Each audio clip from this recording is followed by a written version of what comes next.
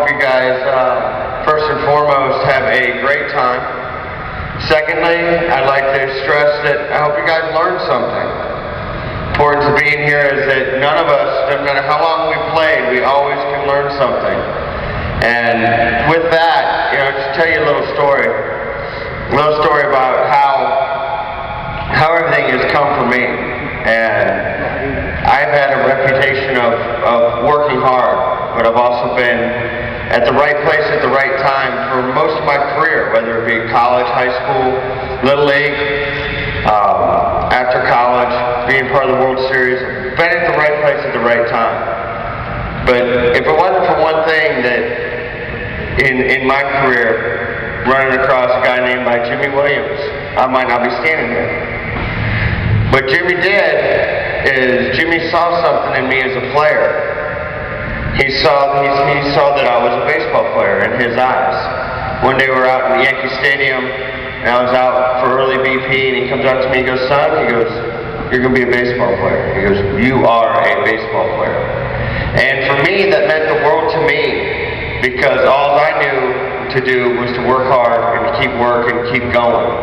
But that encouragement from a coach gave me the confidence to go on in my career and to actually get better and take another step. But the importance to that, to me, that came from Jimmy was the fact that he saw the work and the effort and the heart that I was putting into my job and trying to get better.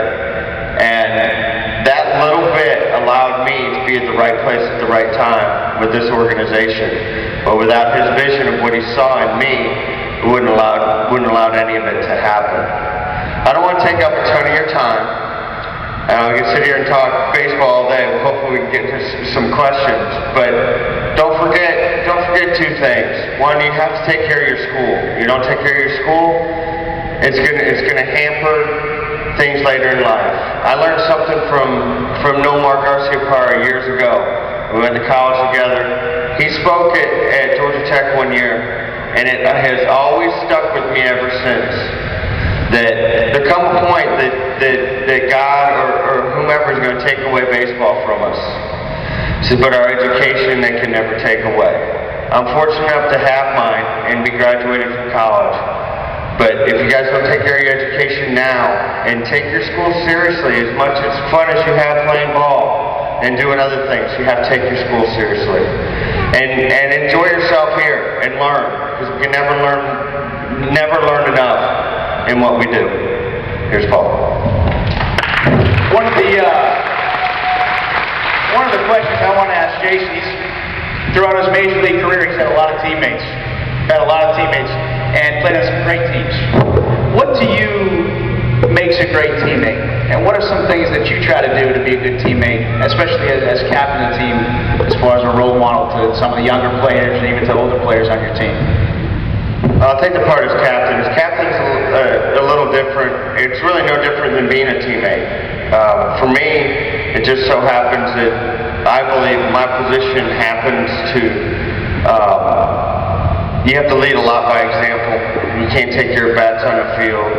Whether you're doing well, you're 0 for 4 or 4 for 4, your teammates can't see a difference in your actions and what you have to do, because I have to go back out there, I have to get the pitching staff through. Now you're 0 for 4 and your pitching staff's giving up 15 runs, it's a little harder to hide. But what means to be a good teammate is different now than when I was younger. Guys pull for each other.